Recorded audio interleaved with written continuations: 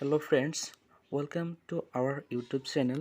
আজিৰ ভিডিঅ'টোত আমি আলোচনা কৰিম Assam Higher Secondary Education Council Exam 2020 answer script কেনেকৈ ৰিচেক কৰিব পাৰি। যদি আপুনি আশা কৰা মতে ফলাফল পোৱা নাই তেনেহলে আপুনি সৰ্বমুঠ 3টা সাবজেক্টত ৰিচেকিংৰ কাৰণে এপ্লাই কৰিব পাৰে।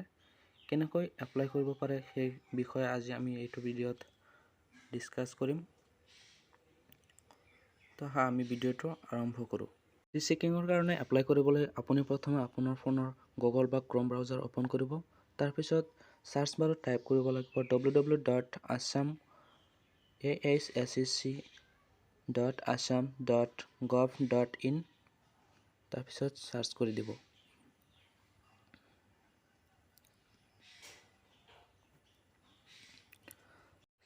সাৰ্চ কৰাৰ পিছত আপুনি এনেকুৱা এখন ইন্টাৰফেস দেখা পাব।